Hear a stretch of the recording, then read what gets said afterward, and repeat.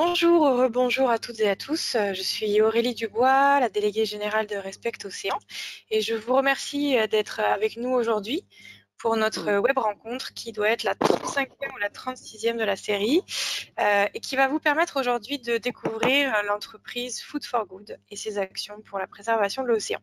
Donc, comme certains d'entre vous le savent, on va commencer par un petit test son. Donc, si l'un ou l'une d'entre vous veut bien utiliser la chatbox pour me confirmer que le son fonctionne, ça serait super. Donc, Thomas, Céline et Manon vont vous présenter donc aujourd'hui l'entreprise et ses solutions pendant une quinzaine de minutes. Et puis, comme vous le savez, nous aurons ensuite une session d'échange lors de laquelle seront restituées vos questions. Donc, je rappelle pour ceux qui nous rejoignent aujourd'hui pour la première fois, donc, durant toute la durée de la présentation, vous allez pouvoir utiliser la chatbox pour écrire vos questions. Et ensuite, nous les restituerons à l'oral lors de la session de questions et de réponses. Donc, sans plus tarder, je vais laisser la parole maintenant donc, à Thomas, Céline et Manon. Manon, je vais vous laisser charger la présentation. Merci Aurélie. Est-ce que vous m'entendez bien? Alors, on t'entend très bien, Thomas. Bon, Et bien voilà. bonjour à tout le monde. Bonjour tout le monde. Et donc on est ravis d'être avec vous aujourd'hui. Et alors ce sera avec Manon puisque Céline a eu un empêchement de dernière minute. Donc ravi avec Manon de voilà, rapidement vous présenter les pourquoi et les comment de Food for Good et puis surtout de laisser de la place et du temps pour les questions si vous en avez. Donc moi je suis Thomas Canetti, j'ai 46 ans, j'ai 3 enfants qui sont entre le primaire et le collège, et j'ai créé Food for Good il y a un peu plus de 10 ans maintenant. Donc je vais commencer la présentation. Je vais vous expliquer un petit peu pourquoi j'ai créé Food for Good, puis je laisserai la parole à Manon pour continuer. Manon, peut-être je te laisse te présenter une seconde. Oui, bien sûr. Manon, du coup, moi je suis chef de produit marketing et RSE pour Food for Good. Et donc, je m'occupe de tout ce qui sera la partie innovation, à la fois le bilan de la marque et également tous les sujets RSE relatifs au monde de la mer. Voilà. Et on en parlera tout à l'heure, et les relations avec les associations dont nous sommes adhérents ou partenaires. Allez, on y va. Alors, on va faire simple. Rapidement, les enjeux et notre vision des enjeux qui se posent sur le monde de la mer, et en particulier quand on parle de poissons. Notre position et nos solutions, et puis on va laisser du temps pour les questions et les réponses. Donc, les enjeux. Manon, s'il te plaît. Alors, le monde de la mer, puisqu'on est avec Respect Océan, donc c'est bien ça dont il s'agit. Et au sein du monde de la mer, nous sommes sur un sujet qui est le sujet de la pêche et de l'élevage et de la consommation de poissons et de produits issus de la mer. Alors, le monde de la mer, c'est dans le monde alimentaire un monde un peu à part parce que c'est encore un métier de cueillette. Et des métiers de cueillette, il n'y en a plus beaucoup, puisqu'on est très habitué aux élevages de légumes, de fruits et aussi d'animaux. Et donc, qui dit métier de cueillette dit qu'on est en relation très directe avec ce que la nature nous offre. Et donc, les problématiques, évidemment, de durabilité qui se posent en des termes, pour faire simple, de ne pas pêcher trop et de ne pas pêcher n'importe comment. En quelques mots, et pour prendre un parallèle, qu'est-ce que c'est la pêche durable? C'est assez proche, finalement, d'une forêt. Donc on ne coupe pas plus d'arbres qu'il n'en pousse. Quand on va couper des arbres, si on exploite la forêt, on détruit pas tout ce qu'il y a autour. Et il y a bien quelqu'un qui contrôle qu'on fait pas n'importe quoi. Dans la mer, c'est pareil. On pêche pas plus de poissons qu'il ne s'en reproduit. Quand on va pêcher du poisson, on essaye de ne pas détruire tout l'environnement. Et il y a aussi quelqu'un qui regarde. Et donc vraiment cette dépendance à la nature. Alors c'est pas unique complètement dans le monde dans le monde de l'alimentation, mais c'est vrai que dans le monde de l'animal, c'est un petit peu plus rare. C'est une catégorie à part qui fournit une part finalement significative et importante d'un régime alimentaire sain, avec finalement cette alimentation issue de la nature et qui est chargée de bienfaits et qui, depuis que l'homme est homme à peu près, depuis quelques dizaines ou centaines de milliers d'années, est une part extrêmement significative de l'apport en protéines et de l'alimentation. Manon. Et l'océan, si on se penche un petit peu sur... Manon, reviens s'il te plaît. Je suis désolé parce que je ne peux pas passer les slides de là où je suis. Et donc l'océan était perçu comme inépuisable pendant extrêmement longtemps, et en gros jusqu'au début du XXe siècle.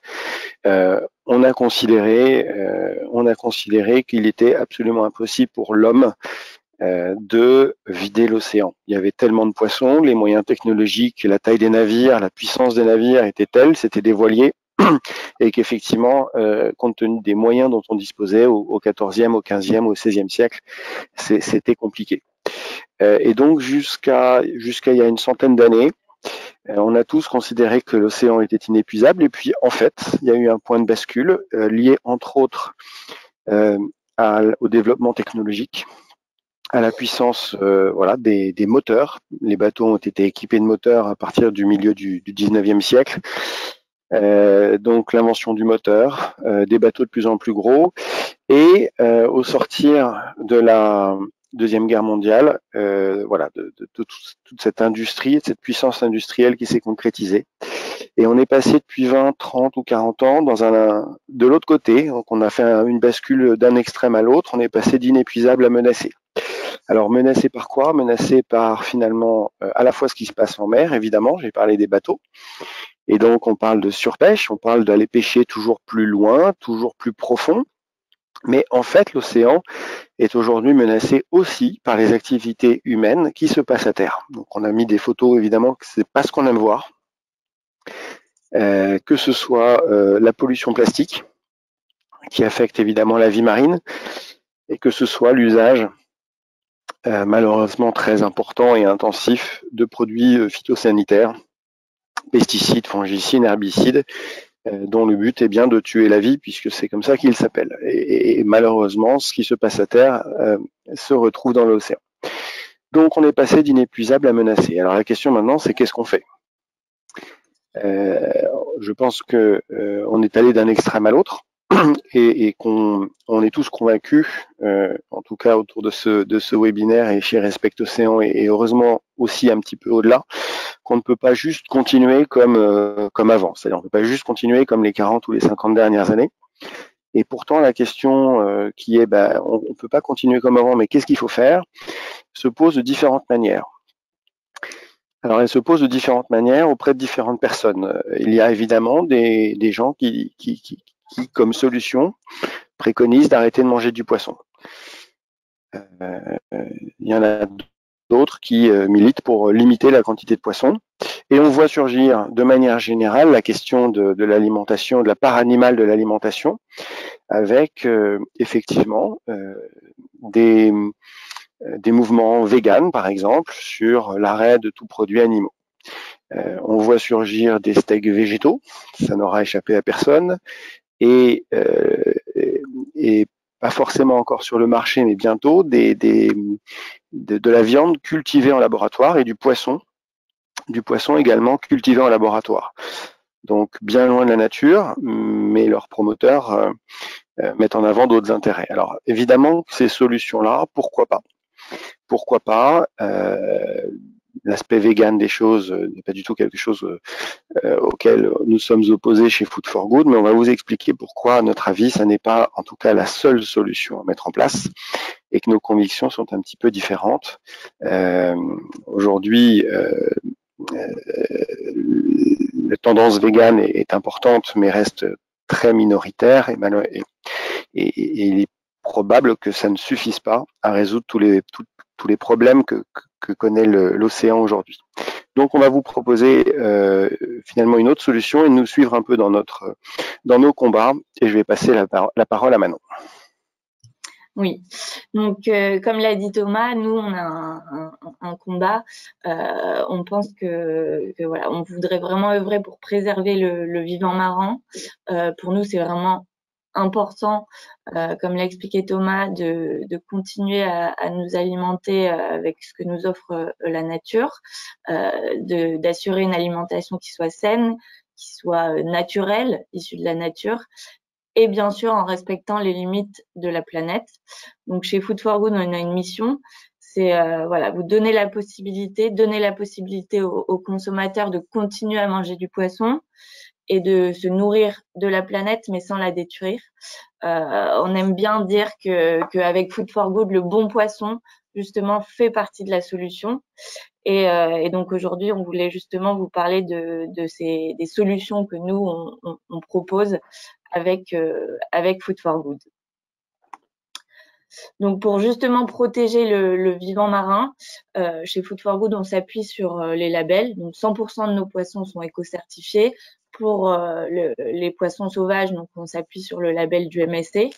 Et pour les poissons issus d'élevage, ils sont exclusivement certifiés bio.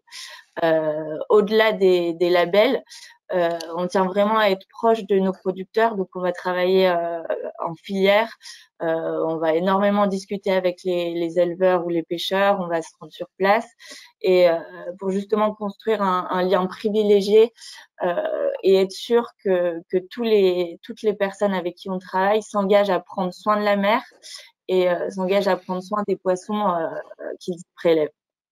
Donc voilà, on vous a mis quelques photos de différents producteurs ou pêcheurs avec qui on travaille.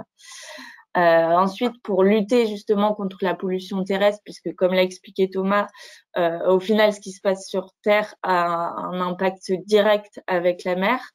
Voilà, on va, nous, de notre côté, vraiment lutter contre le plastique le plus possible. Dans notre gamme de produits Food for Good, tous nos panais sont dans des étuis 100% carton certifié FSC avec zéro emballage plastique. Vous le voyez sur notre pack de saumon sauvage, on a une fenêtre, mais qui est d'ailleurs souvent dans d'autres produits avec une fenêtre en plastique. Nous, on a juste une fenêtre, mais pas de plastique dans la conception du pack. Et sur notre gamme nature, oui, nous sommes en surgelé, donc on a une problématique de conservation du produit dans un univers surgelé avec la glace, le froid. Donc on est forcé d'utiliser un sous-vide. Mais on avait développé avec Collectibio, qui s'est malheureusement arrêté en 2020, un programme de recyclage pour viser le zéro déchet. On est aujourd'hui à la recherche d'autres programmes de recyclage pour justement recycler le seul morceau de plastique qui existe dans nos packaging, qui est le sous-vide. Et comme ce qui se passe à terre se retrouve aussi en mer, on va parler de bio pour les océans. Donc nous, on est pour la bio pour les océans, c'est-à-dire que voilà, nous on a choisi d'être uniquement distribué dans le magasin bio parce qu'on pense que voilà, c'est important aujourd'hui dans notre démarche. Quand on va faire du poisson pané, lorsqu'on développe nos panures, on va uniquement sourcer des ingrédients bio, que ça soit la farine, que ça soit les graines qui sont utilisées dans les derniers poissons panés qu'on a développés. On va vraiment s'appuyer sur le bio parce qu'on sait que justement c'est à terre qu'il faut commencer à avoir une démarche pour la protection des océans et qu'en favorisant le bio et donc en mettant de côté l'utilisation de pesticides, on va avoir un impact sur les océans. Ensuite, on va aussi proposer des solutions pour le climat. Donc pour tous nos produits, tous nos poissons, ils ne prennent jamais l'avion. Donc ils sont tous acheminés, peu importe d'où ils viennent, ils sont tous acheminés par bateau et jamais par avion. On aime bien prendre le petit exemple de notre cabillaud d'Islande qui est assez impactant. C'est de nos filières qui est la plus économe en émissions de carbone. Donc ce cabillaud d'Islande, il est pêché à la ligne. qui a quand même un impact moindre en CO2 que le chalut. Pour ce cabillaud, l'atelier de transformation va être fourni directement avec les énergies renouvelables du pays, donc notamment la géothermie. Sur la surgélation et le stockage, on va utiliser l'ammoniac, qui est qui n'émet aucun gaz à effet de serre. Et pour acheminer justement ce cabillaud, comme je disais, on va l'acheminer par bateau et pas par avion. Voilà, donc c'est vraiment au sein de chaque étape de transformation, donc de la pêche jusqu'à vraiment la mise en rayon, qu'on a cette idée de vraiment diminuer au maximum notre impact sur le climat et donc notre impact carbone. On s'engage aussi à vous proposer, comme on a dit, qu'on voulait continuer on veut continuer à manger du poisson. On sait que le poisson est plein de bonnes choses. Bien sûr, il faut pour cela sélectionner les espèces et aussi être attentif aux zones de pêche. Donc chez Food for Good, pour limiter justement l'exposition à certains contaminants, on va éviter donc les gros poissons prédateurs qui sont plutôt en bout de chaîne alimentaire et qui vont accumuler plus d'éventuels contaminants. On va mettre de côté également les petits poissons gras comme les sardines qui ont plutôt tendance à stocker ces contaminants dans les lipides. On va éviter la mer, on va pas du tout proposer des origines mer Baltique ni les zones d'estuaire. En plus de ça, on s'appuie vraiment sur les normes baby-food qui sont vraiment extrêmement strictes pour analyser la présence éventuelle de métaux lourds, de PCB, de dioxines. Et c'est vrai qu'on n'a pas insisté sur le surgelé, mais le surgelé, contrairement parfois aux idées reçues, permet justement de préserver toutes les bonnes choses qu'on peut retrouver dans le poisson, notamment les minéraux, les vitamines, et préserver également la fraîcheur. Et donc chez Food for Good, on essaie vraiment d'avoir une surgélation qui soit très rapide après la pêche. Sur le colin-lieu, les filets de colin-lieu sont surgelés en mer. Et par exemple, sur les noix de Saint-Jacques, on va être surgelé 1 heure après la pêche. Donc vraiment, ça permet de garder tout ce qu'il y a de bon dans le poisson au maximum. On a aussi un rôle du coup dans la protection de la nature. Donc on est associé au 1%, c'est-à-dire que chaque année on va reverser 1% de notre chiffre d'affaires à des associations de protection de la nature. Pour l'air, depuis 2011, on soutient la Ligue de protection des oiseaux. Pour la terre, les littoraux, on va soutenir Surfrider qui est souvent connu pour ses collectes de déchets sur les littoraux. Et plus récemment, on soutient Longitude 181, du coup plutôt en mer, pour la préservation du vivant marin, qui est aussi un très grand sujet pour nous. Et du coup, la question se pose en pratique, toutes ces solutions, tous ces engagements, notre combat, notre mission, qu'est-ce que ça donne? Eh bien, ça donne une gamme variée. Donc, on a d'abord une gamme nature, donc la partie MSC, la partie bio, sauvage élevage. On va avoir du poisson rose, du poisson blanc, des crustacés, donc pour tous les goûts. On va également avoir une gamme de poissons panés nature, en bâtonnet et en tranche. C'est vrai que cette gamme est sortie en 2014. On était vraiment les pionniers sur le poisson pané en réseau bio et on a tenu à vraiment changer un peu les idées reçues qu'on pouvait avoir sur le poisson pané où on a plus de panure que de poisson. Et donc dans cette gamme, on a 70% de bons poissons au minimum. On a une panière qui est bio avec des ingrédients naturels qui ont été sourcés en Europe. Et bien sûr, on va avoir des bons filets de poissons qui proviennent du coup des filières avec qui on a l'habitude de travailler sur les poissons nature, MSC ou bio comme pour les bâtonnets de saumon bio. Et on a maintenant depuis cet été une gamme de poissons panés aux graines, donc aux graines bio de France. Donc là, c'est vraiment la dernière nouveauté. Et c'est vrai que vous parlez de ces nouveautés, c'est assez intéressant puisque ça reprend un peu tous les engagements dont on a pu parler. Voilà, pour ces poissons panés, donc on a une référence qui est aux 5 graines avec du cacha et l'autre référence qui est aux graines et algues nori. Donc voilà, dans ce développement, on a vraiment tenu à avoir des graines de France qui soient bio, cultivées et transformées en France. Donc c'était pas forcément très simple, mais on a eu à cœur de les trouver. On a un cabillaud qui est issu de nos filières durables en Islande et qui est acheminé par bateau, donc on limite l'impact sur le climat. On va avoir un étui carton FSC sans plastique pour justement éviter d'avoir trop de plastique, que ce plastique se retrouve dans les océans. Et on va être en rayon surgelé pour lutter également contre le gaspillage alimentaire, puisqu'on sait que sur du surgelé, on a des conservations longues qui vont jusque 2 ans et plus. Et donc, on va avoir aussi un impact sur la lutte contre le gaspillage alimentaire. Donc voilà, ça faisait un peu le 360 de tous les engagements qu'on a pu citer avant, d'une manière un peu plus concrète. Et donc, pour conclure, si on revient sur la problématique dont Thomas parlait en début de présentation, on ne peut pas continuer comme avant, mais est-ce que pour autant il faudrait arrêter de manger du poisson? Je pense que vous avez plus ou moins cerné notre position sur le sujet.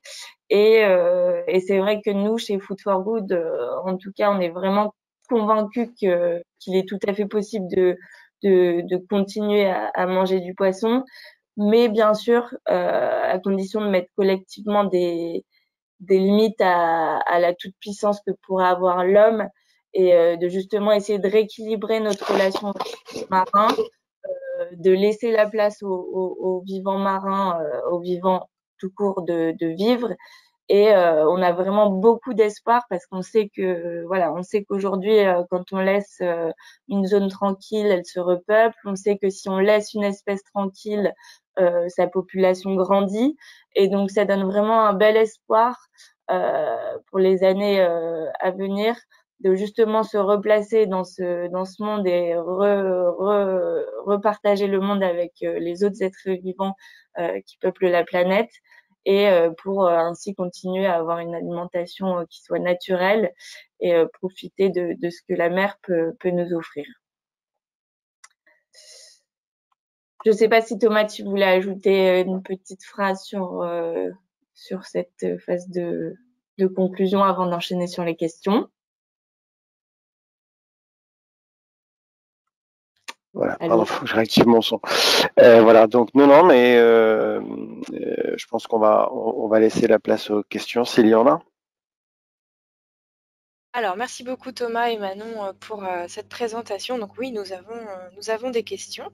Je vais commencer par la première. Quels sont vos enjeux aujourd'hui autour de ces problématiques ?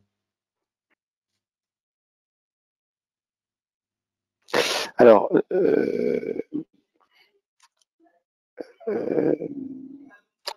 il y a beaucoup d'enjeux. Il y a beaucoup d'enjeux, donc c'est vrai que la réponse peut être assez vaste. Est-ce que la personne qui a posé la question a quelque chose de précis en tête, ou quelqu'un, ça nous permettrait d'y répondre plus directement ou pas? On va attendre que éventuellement la personne précise sa question. En attendant, on va poser une autre question. Alors, là, c'est une longue question. On va attendre les précisions. Vas-y, oui. Ouais, on va attendre les précisions. Très bien. Donc, sinon, on y revient. S'il n'y a pas de précision, on y reviendra quand même. Les poissons bleus sont source d'oméga 3 naturels. Il est donc dommage de les laisser de côté, sachant que tous les stocks ne sont pas contaminés. Il y a une norme baby food, ok, mais dommage de ne pas prendre en compte les adultes et notamment les personnes âgées, par exemple. Connaissez-vous et suivez-vous d'autres écolabels? Alors, je pense que c'est deux questions différentes. Ouais.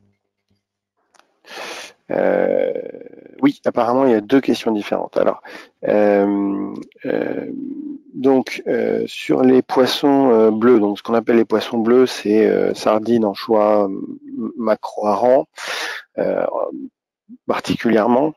Alors, il y a plusieurs éléments. Premier élément, c'est qu'en fait, ce sont en général les poissons qu'on retrouve en conserve. Et donc, nous avons déjà collectivement une consommation de ces poissons. Et la question qui se pose pour nous, c'est est-ce que vraiment ce sont des poissons que nous avons envie de proposer? Alors, ce sont des poissons gras qui sont des sources d'oméga 3, les fameuses EPA, DHA, et notamment ce qu'on appelle les oméga 3 du cerveau, qu'on retrouve qu'on retrouve dans les poissons, mais qu'on ne retrouve pas en fait dans les aliments végétaux, et que l'homme ne sait pas synthétiser. Donc c'est effectivement ces deux oméga 3 là en particulier que nous sommes obligés d'aller chercher dans les produits de la mer. Alors, d'autres poissons ont également des oméga 3 et les mêmes, et par exemple le saumon. Et par exemple le saumon sauvage, qui est un poisson qu'on appelle semi-gras, avec un taux de gras de disons 5-6%. La problématique à nos yeux sur les poissons bleus, c'est qu'effectivement ils sont assez gras, donc on peut être sur des taux de gras à 18%, c'est d'ailleurs à ce moment-là qu'ils sont les plus savoureux, mais c'est aussi dans les lipides que potentiellement les contaminants peuvent se fixer. Donc il y a évidemment des différences, et il y a certaines zones qui sont un petit peu plus satisfaisantes que d'autres, et il y a d'autres zones dans lesquelles la pêche de ces poissons est même interdite parce que les taux de PCB dioxine sont en dehors des normes. Voilà. Donc dans notre vision des choses, nous cherchons vraiment à proposer la meilleure garantie santé sur l'ensemble de notre gamme, et à notre sens, ces poissons-là, encore une fois, on n'est pas en train de dire qu'il ne faut pas en manger, mais on est en train de dire que ça ne répondait pas à nos critères, que par ailleurs les gens en mangent déjà pas mal en conserve, et en tout cas, ce qui est vrai, c'est qu'on lit souvent dans les magazines qu'il faut arrêter de manger les gros poissons, qu'il faut manger que des petits poissons comme des sardines et des anchois. Et en revanche, là, nous, on s'inscrit un peu en désaccord par rapport à ça, parce que, Manon a parlé tout à l'heure des gros prédateurs, mais en fait, pour limiter les risques sur les métaux lourds et sur le mercure, par exemple, il faut arrêter de manger des baleines, arrêter de manger des dauphins, des requins, et aller des gros thons et des espadons. Ça, c'est pas des gros sacrifices. En revanche, des poissons comme le saumon, comme le cabillaud ne présentent aucun problème sur ces sujets-là. Et c'est vrai qu'une sardine qui peut vivre une vingtaine d'années vit beaucoup plus longtemps, par exemple, qu'un saumon qui, lui, va plutôt être 4-5 ans. Voilà, donc pour nous, nous avons priorisé des poissons comme le saumon sauvage d'Alaska, qui présentent un intérêt nutritionnel avec un profil, on va dire, de risque de contamination bien inférieur, puisque ça passe facilement les normes baby-food. Donc on arrive à la deuxième partie de la question, qui est les normes baby-food. Alors, la norme baby-food répond en fait à un besoin de protéger, on va dire, les plus faibles, que sont les enfants en bas âge. Elle s'appelle baby-food, elle s'appelle pas senior food, mais ça permet de garantir des taux notamment de PCB dioxine extrêmement faibles. Et donc, c'est vrai qu'il n'y a pas de norme, mais des poissons qui conviennent aux bébés vont convenir normalement aux plus âgés également. Alors, si vous avez besoin d'autres précisions là-dessus, je suis à l'écoute. Alors, on a d'autres questions, d'autres personnes. Est-ce que comment vous sélectionnez donc vos fournisseurs? Est-ce que c'est uniquement via le label MSC? Non. Alors, on s'appuie sur le label MSC parce que le monde de la pêche est complexe, parce que le monde de la pêche est en fait loin des yeux, ça se passe loin des yeux, loin des côtes, en profondeur, et donc ça donne lieu quand même à des études scientifiques extrêmement poussées. Maintenant, on ne s'arrête pas que au label MSC. On va ajouter justement une sélection à la fois d'espèces et de zones de pêche pour les raisons, par exemple, de limiter le risque de contamination. On va aussi sélectionner les pêcheurs et les transformateurs éventuellement avec qui on va travailler par leur pratique, par le fait qu'on ait un socle de valeur et d'envie de prendre soin de la mer et des poissons. Donc Manon parlait de la filière en Islande qui nous a plu pour les raisons qu'elle a évoquées. On travaille avec une société familiale qui possède à la fois des bateaux et une usine. On travaille en Alaska sur un saumon sauvage pêché à la ligne qui est pêché par environ 500 petits bateaux qui sont regroupés en coopératives qui en fait des filets. Voilà, donc on va évidemment, j'ai envie de dire, plus loin. Cependant, pour nous, le MSC reste un label très crédible, très sérieux et avec lequel nous sommes confortables. Voilà. Ça ne veut pas dire qu'on ne suit aveuglément et donc on rajoute au MSC un certain nombre de critères et qui permettent de garantir voilà, tout ce dont on vous a parlé avant. Alors, on va dépasser un peu, on a encore 2 questions. Donc, on a eu des précisions sur la question du départ, qui étaient les enjeux.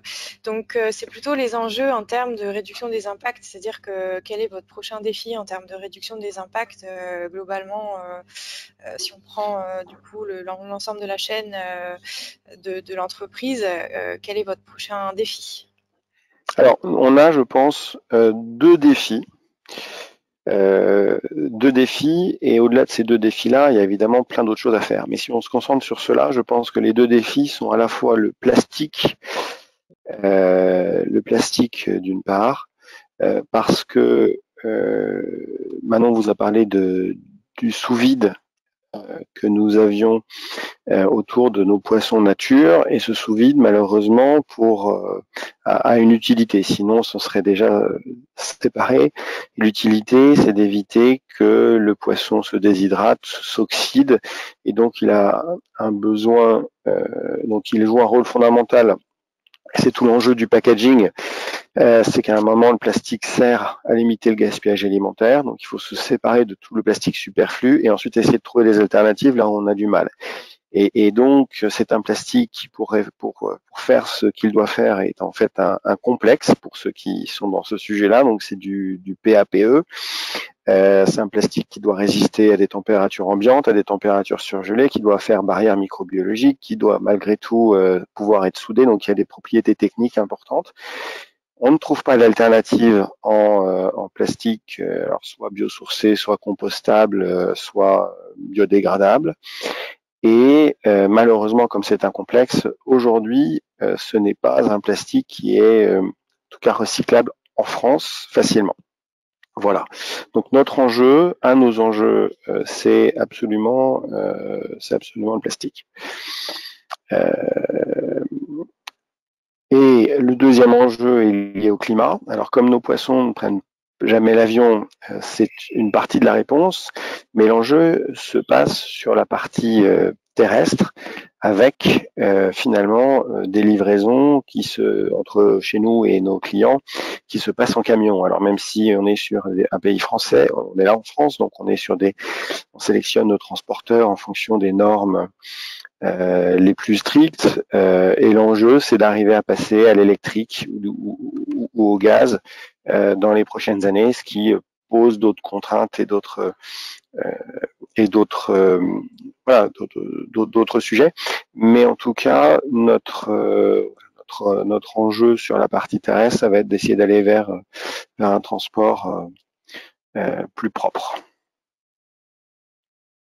Merci. Alors, on va finir sur une touche positive. Néanmoins, il y a eu des remarques par rapport au fait qu'effectivement, il y a des impacts sur le transport maritime et notamment sur les nuisances sonores. On n'aura pas le temps d'aborder tous ces sujets qui ont été posés et on est navré. On invite les participants qui souhaitent poursuivre les échanges à vous contacter directement via LinkedIn, hein, puisqu'il y a un certain nombre de questions qui n'ont pas pu être posées. On va finir sur une question un peu plus positive. Comment finalement vos consommateurs vous renvoient des messages positifs par rapport à votre démarche? Est-ce que finalement vous sentez que vos consommateurs sont sensibles à votre démarche? Oui, alors juste une demi-seconde sur le transport maritime. Effectivement, il n'est pas du tout on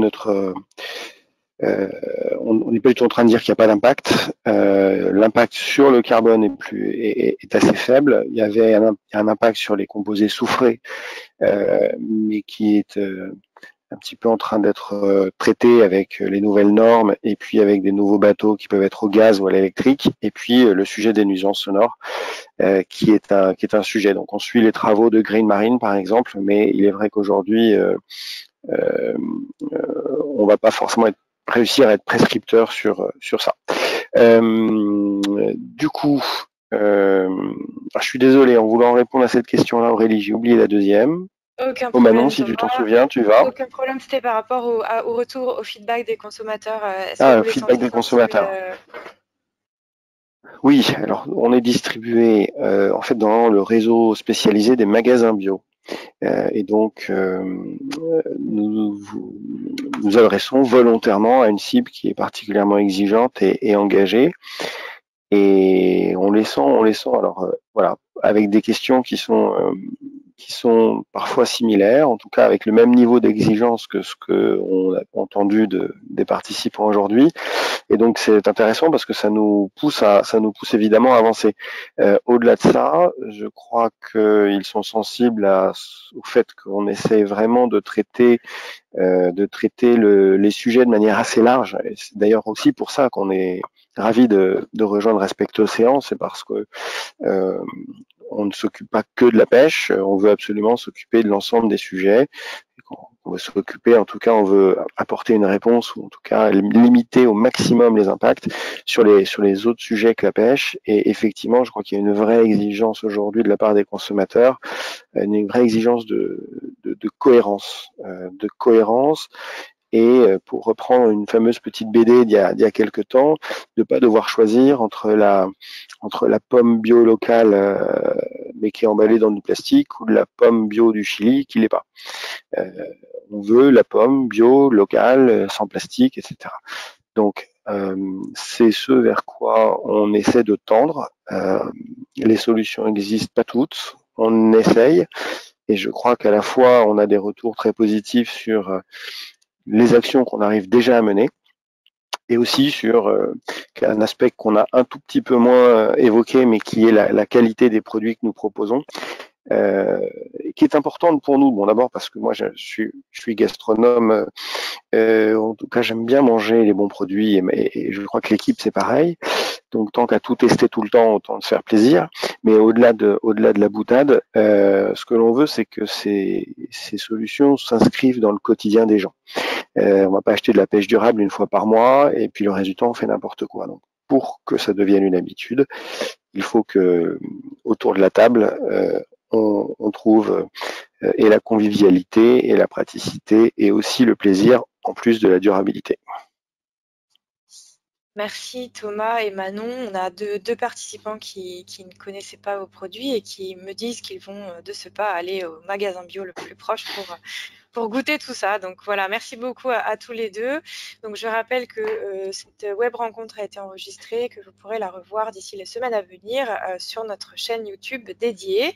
Donc je vous souhaite à toutes et à tous une très bonne fin de journée. Et encore merci à Thomas et Manon pour le temps consacré à la présentation de votre démarche. À très bientôt. Merci à tout le monde et merci Aurélie.